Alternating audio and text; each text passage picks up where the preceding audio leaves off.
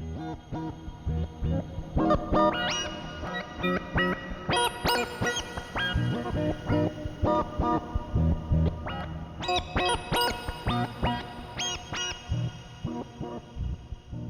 hello and welcome to another edition of Ambient Talkie, a show where we dive into some weird and wacky equipment and wonderful, call it whatever you want music.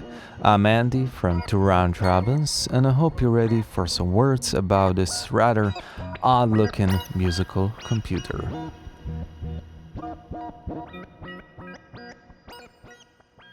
As some of you might know, I'm a huge fan of Monom's Norse and its world of open source scripting and patching. The amount of possibilities that such an instrument carries justifies owning one, at least in my own opinion.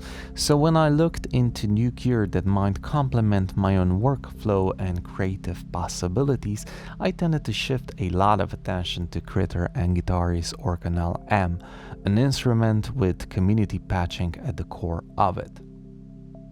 So what the heck's an organelle? Well, back in 2016, a New York company by the name of critter&guitari showcased the world their latest creation, a full electronic instrument with a unique design that supported implementing patches from open source programming language called Pure Data. In this case, we have something that's quite similar to Monom's Norse. It's a musical computer that I have showcased on my channel previously. However, both run on completely different programming languages, and at least from my point of view, they seem quite different in their own integration and usability. I'll do, of course, a much deeper dive in comparison between Organelle and Norse in the future Talkie episode, so let's focus more on this blue beast for now. So essentially what we have here is a rectangle box with a cute and fun keyboard, a couple of encoders and a few other goodies. Quick disclaimer here, I'm showcasing an Organelle M, which in comparison to its smaller cousin, the Organelle S, this one has its own speaker and the possibility of being battery powered. Both do have the same connectivity though. They do have an in and out for the audio, a headphone jack. It has an foot switch in, a MIDI in and out connectivity, an SD slot, and the HDMI output, such as showcased here. This is mostly used for patching on the go or patching from the Organelle directly. But you're probably wondering, how does it sound like, and what kind of patches does the critter&guitari and the community make for this little beast? Well, before we dive into patches, let's first just turn it on.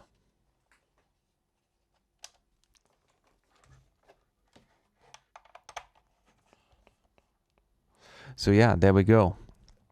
As you can see, we have different folders and subfolders. However, this is something I customized myself. You can connect your Organelle through Wi-Fi and completely reorganize the way how you want to have your patches set up.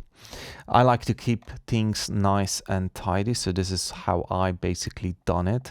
I just basically did folders and a subfolder. So let's say, for example, we went to synths, and here we have subfolders which support, let's say, arpeggiated synths or some synths that use sequencing at its main course. But let's say, for example, we can go to organic and then just choose a patch that we like, that we have downloaded from patch storage. And of course, let's say, for example, we can basically just try to play something.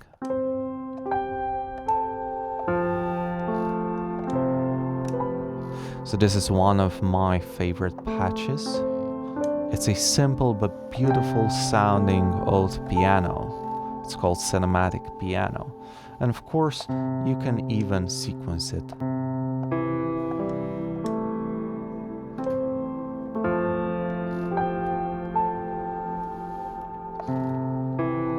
And you can of course change the parameters while you're playing or while you're sequencing.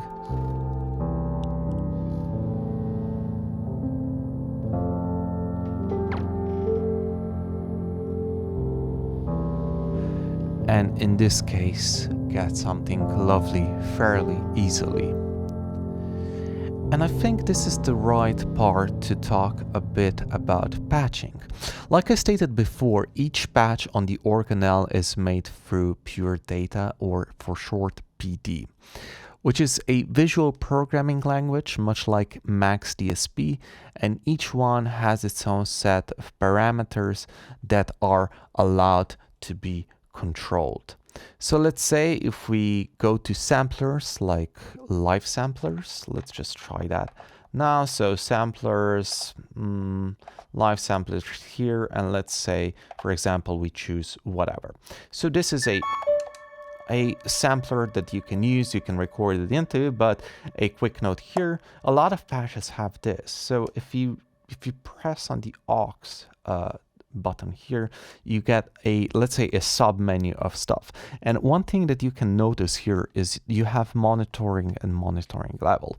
Because each patch is unique in its own usability, let's say, for example, this one uses audio in, but the cinematic piano one, the one that we had previously, did not. So meaning if you want to play something serial or in serial with your other gear, and you want to have something that's running through Organelle, you must first look at if the patch has audio in. If not, and you want it, you'll have to patch it in yourself, meaning learning a few things about pure data and then trying it out and code it yourself so you get all the necessary stuff that you need. So again, each patch in its way is completely different. So in this way, because this is basically a handler for musical patches that is made by critter&guitari and the community around it, and you can get a lot of this through patch storage, Organelle itself can be many different things. So let's talk a bit about that. Well, Organelle can be a synth.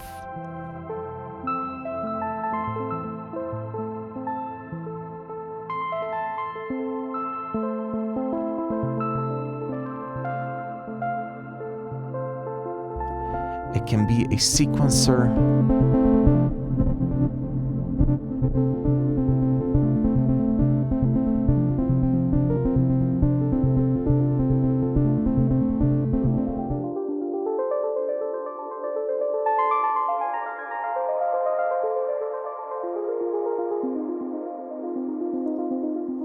A drum machine.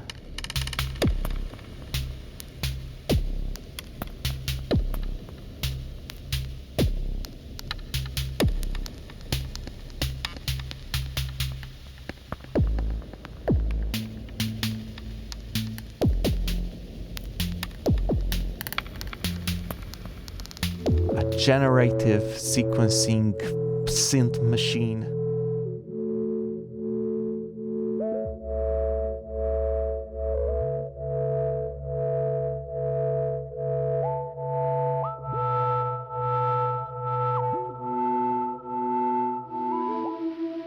A granular synth.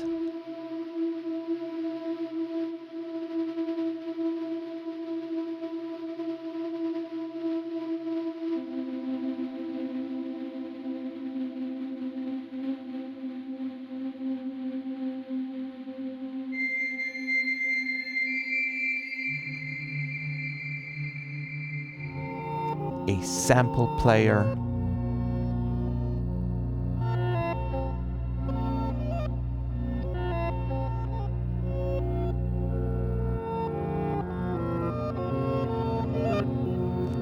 A delay.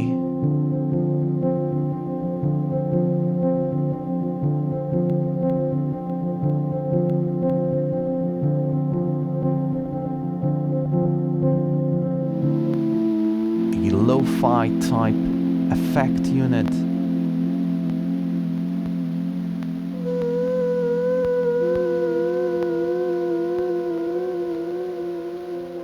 A reverb.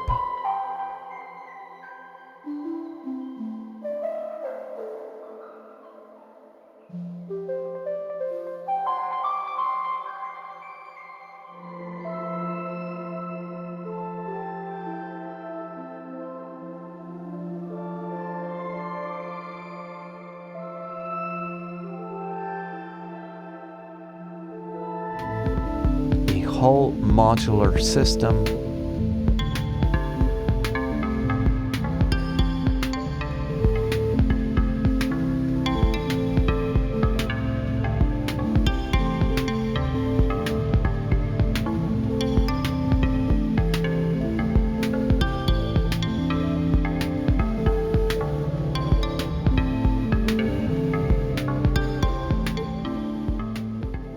And of course, many more.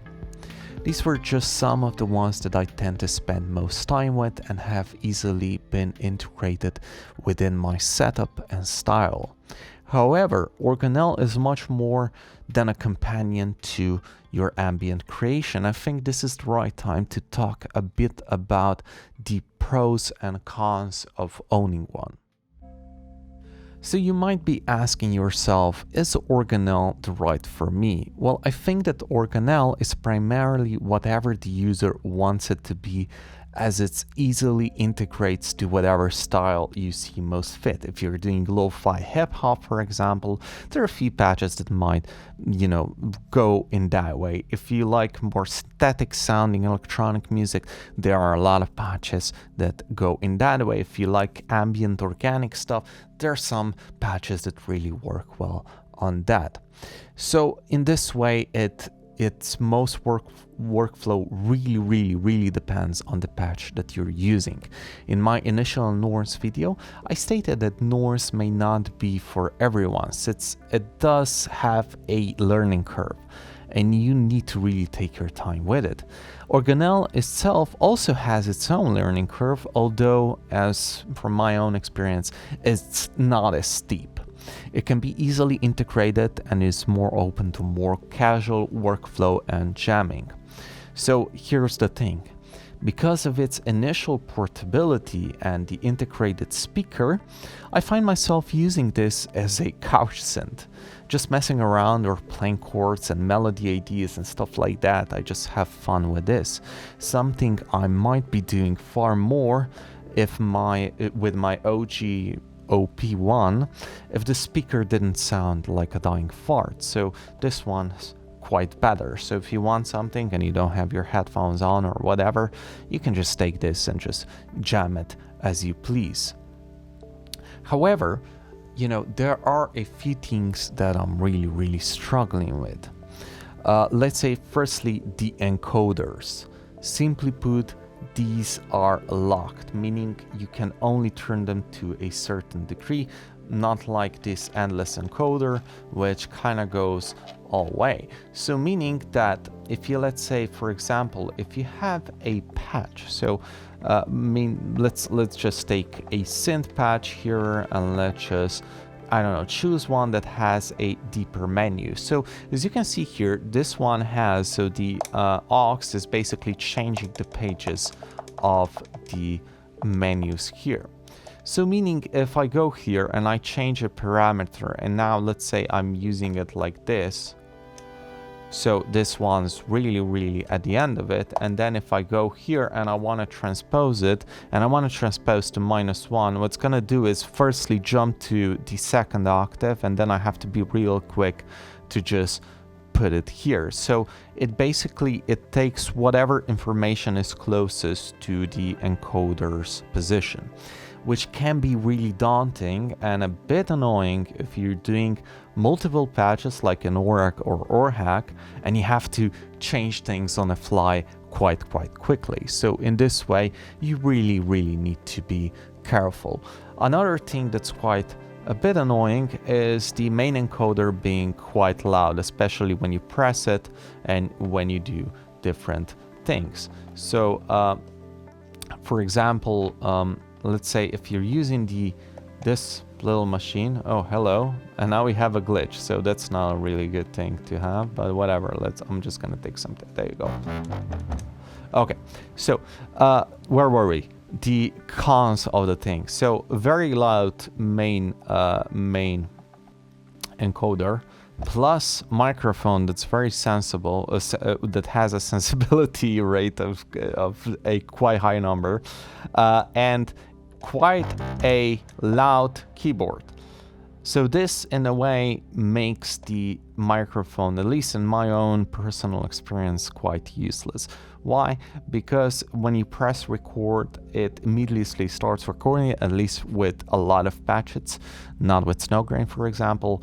And when you do this, you tend to get a lot of these keyboard sounds and stuff in it. So you gotta be a bit careful, or you're gonna really think a bit better how you're gonna sample it and how you're gonna use it. Of course, a lot of times this is basically saved by just patching in a foot switch and then using the foot switch as your main recording button. So in this way, it really helps out.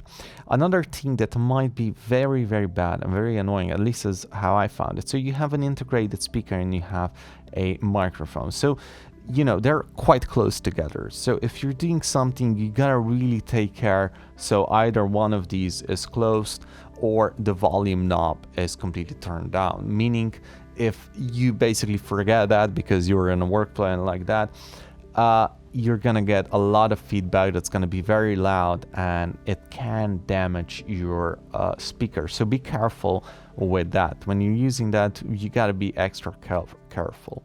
So, but besides that, besides the cons that I have just mentioned, what you essentially have here is a highly portable synth Swiss Army knife type thing that can be applied to a variety of things within your own workflow and even lifestyle. Like I said, I use this as a couch synth. I tend to have a lot of fun combining it with my other gear as well, but I find it extremely fun just playing it as a more casual instrument of sorts rather than something that obviously it's far more. And much like Norse, Organelle also has its own lively community full with helpful people and kind developers. Critter&guitari also make high quality videos showcasing their own patches, updates and tutorials that help newcomers like me immensely with learning the integral parts of this wonderful instrument. So yeah, it's, you know, although you have some, you know, a couple of annoying tidbits here and there, I think either way it kind of destroys that whole argument once you know that you have a Swiss Army type synth that just kind of does everything that you want it to be and is completely integratable. So yeah, I hope you enjoyed this very basic but hopefully helpful look into the workings of Organelle. I will try to present a few more things in the near future talkies, and if you wish me to cover something specifically about this, be sure to drop a comment down below. As always, like if you like, dislike if you don't, and sub if you haven't done so already. This really helps the channel out, as the algorithmic gods will definitely be pleased. Have a lovely rest of the evening, morning, afternoon, whenever you might be watching, and I'll see you next time.